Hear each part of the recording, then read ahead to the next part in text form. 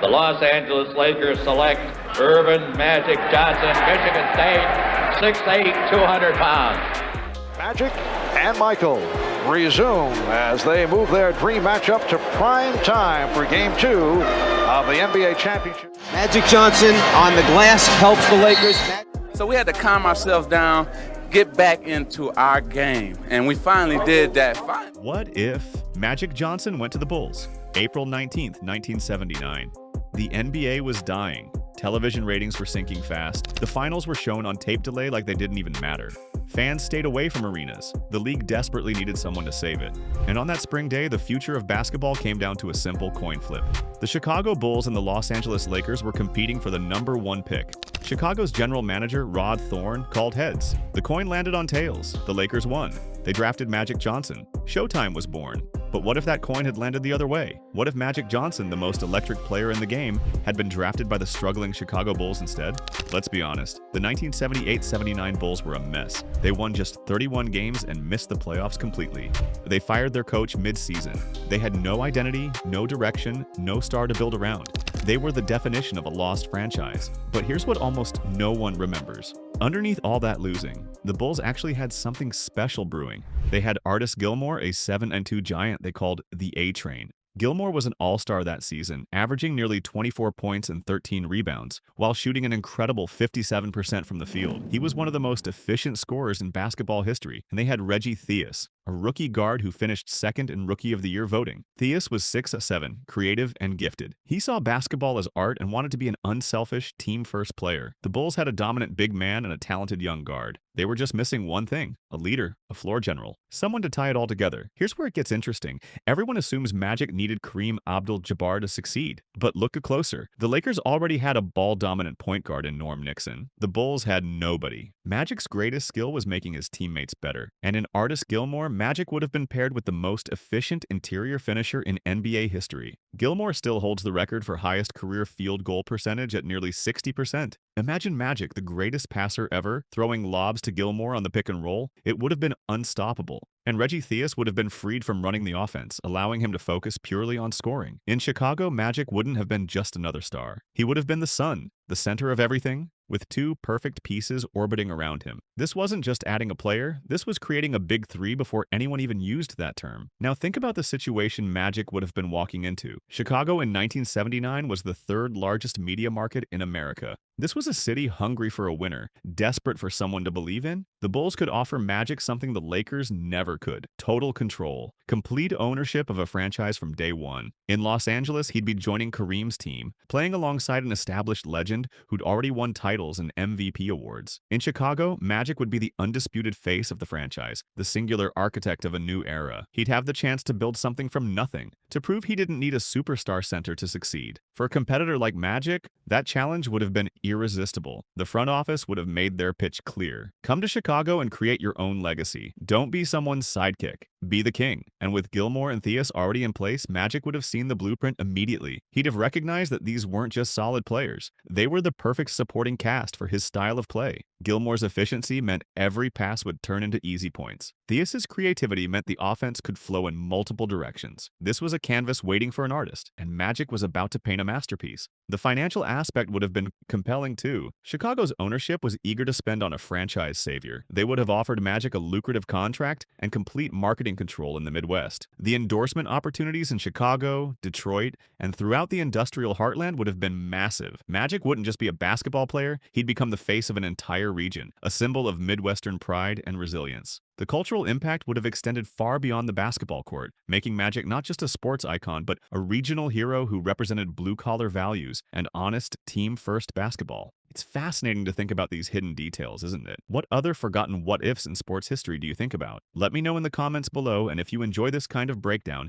make sure to subscribe so you don't miss the next one. With Magic in a Bulls uniform, everything changes overnight. His smile, his energy, his winning attitude give the franchise an instant identity. Chicago Stadium goes from empty and quiet to packed and electric. Fans flood in to see a style of basketball the city has never experienced. The media gives it a name: Midwest Magic. Showtime on the lake. On the court, it's pure electricity. Magic runs the fast break with Theus sprinting down one wing and role players filling the other. Behind them, the 7 and 2. Gilmore is thundering down the court, ready to finish with a massive dunk. Magic's vision turns Gilmore from a great post scorer into the most devastating pick-and-roll finisher in the league. Theus, no longer burdened with setting up the offense, explodes as a pure scorer. His scoring average jumps past 20 points per game. The 31-win Bulls instantly become playoff contenders. By the 1980-81 season, they're winning close to 50 games. Chicago becomes a real basketball city a full decade before Michael Jordan. The transformation would have been stunning to watch. Magic's infectious personality would have changed the entire culture. Practices would become intense but joyful. Teammates would feed off his energy and competitive fire. The Bulls would go from a team that played with no purpose to a team that played with joy and precision. Every game would feel like an event. Magic's no-look passes would become the highlight of every broadcast. Gilmore's thunderous dunks would shake the arena. Theus would dazzle with creative scoring moves. This wouldn't just be winning basketball, it would be entertaining basketball, the kind that fills seats and creates lifelong fans. The city itself would have transformed around the team. Chicago restaurants would have started naming dishes after Magic. Local businesses would have plastered his image on their windows. Kids throughout the Midwest would have worn number 32 Bulls jerseys to school. The entire identity of Chicago sports would have shifted years earlier. Instead of being a football and baseball town waiting for basketball relevance, Chicago would have become a basketball-first city by the early 1980s. The cultural shift would have been profound and lasting, but they wouldn't win a championship right away. The difference is Kareem Abdul-Jabbar. Gilmore was an all-star, but Kareem was a 6-time MVP with the skyhook, the most unstoppable shot in history. When the playoffs slow down and defenses lock in, the Bulls would struggle. Against Larry Bird's Celtics or Julius Erving's 76ers, those tough Eastern Conference powers with physical defense, the Bulls would lack that ultimate weapon. They could run with anyone, but could they grind out a tight Game 7? From 1981 to 1983, the Bulls would become a consistent 50-win team and the league's most exciting watch. But their playoff runs would end in hard-fought battles against Boston and Philadelphia. They'd be loved, formidable, on the edge of greatness, but not yet champions. Those brutal playoff losses would prepare them for what came next. The early playoff failures would be crucial learning experiences. Magic would study how Bird's Celtics controlled the pace in close games. He'd analyze how the 76ers used their veteran savvy to win crucial possessions. Each loss would make the Bulls smarter, tougher, more prepared. The core three of Magic, Gilmore, and Theus would develop chemistry that went beyond just basketball. They'd understand each other's tendencies instinctively. Gilmore would know exactly when Magic was about to thread a pass into traffic. Theus would sense when to cut to the basket or spot up for a jumper. This wasn't just talent coming together. This was a team becoming a cohesive unit, battle-tested and ready for their moment. The coaching staff would have evolved alongside the team. The Bulls would have brought in experienced assistants who understood how to maximize Magic's unique talents.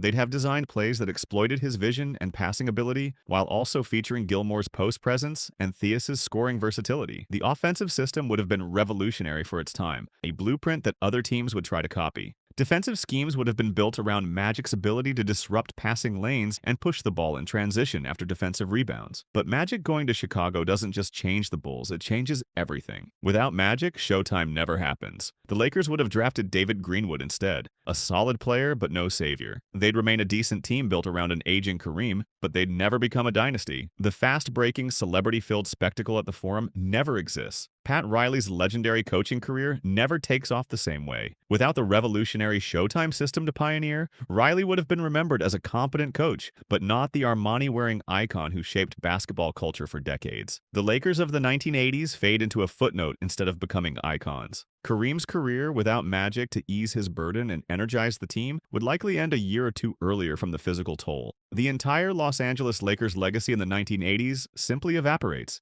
and the Magic versus Bird rivalry, the clash that saved the NBA, gets completely remapped. It's no longer East Coast versus West Coast, glamour versus grit. Instead, it becomes a fierce Eastern Conference blood feud. The Bulls and Celtics would battle in brutal Eastern Conference finals year after year. The rivalry would still be intense, still compelling, but regional instead of national. It's Midwestern toughness versus East Coast tradition, not Hollywood versus Boston. The story changes even if the star power remains. The games would be just as competitive, the matchups just as thrilling, but the cultural narrative shifts. Instead of two coasts fighting for the soul of the league, it becomes a battle for Eastern Conference supremacy. The national television appeal might be slightly different, but the intensity on the court would be just as fierce. Then comes the biggest consequence of all. 5 years later, in 1984, the NBA draft arrives. In our reality, the Bulls struggled through the early 80s and landed the third pick. They used it on Michael Jordan. But in this timeline, Magic has turned the Bulls into a 50-win contender. They're nowhere near the draft lottery. They don't have that pick. Michael Jordan never becomes a Chicago Bull. Let's trace where Jordan would have gone.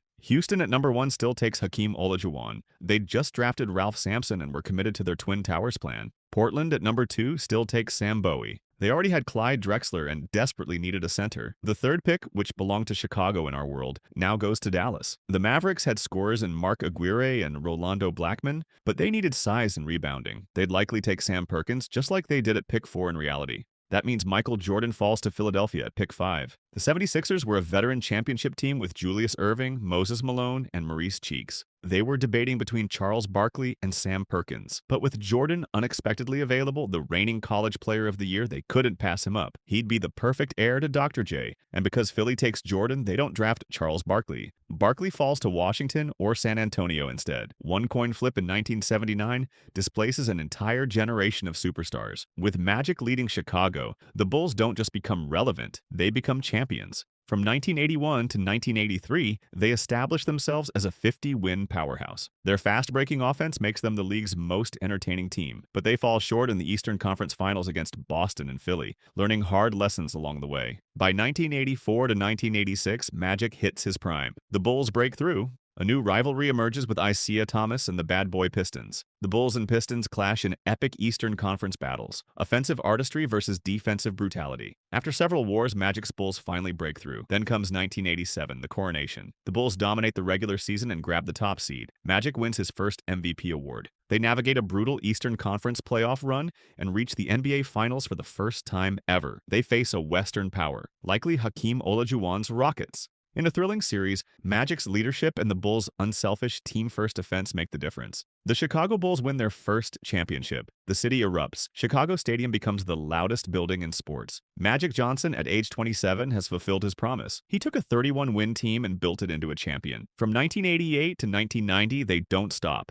They make multiple finals trips and win at least one more title. They become the Lakers of the East, known not just for winning, but for their style. Beautiful ball movement, teamwork, fast breaks. They're the model franchise of the late 80s with Magic as the conductor. And that brings us to the legacies. Magic's legacy becomes even greater. He's no longer the guy who joined Kareem's team. He's the self-made king who took a 31-win team and built a dynasty from nothing. He's the undisputed architect of greatness. Without Kareem's shadow in his early years, Magic likely wins more MVP awards and becomes the clear best player of the 1980s. He'd be remembered not just as the engine of Showtime, but as the leader who brought championship basketball to Chicago. His statue outside the arena would tell a different story. Not a player who inherited greatness, but one who created it from scratch. Michael Jordan's legacy changes dramatically, too. In Philadelphia, he's not the lone savior of a wasteland. He's part of a veteran championship team. Learning from legends like Dr. J and Moses Malone, he'd still become an all-time great. His talent was too immense to deny. But the narrative shifts. He's the next link in a Sixers legacy, not a revolutionary who built everything himself. His entire prime would be spent battling Magic's Bulls dynasty in the Eastern Conference. He almost certainly doesn't win 6 championships or go 6-0 in the finals. The Air Jordan brand might develop differently because it was tied to his unique story of struggle and triumph in Chicago. He'd be a legend, but maybe not the undisputed mythical figure we know.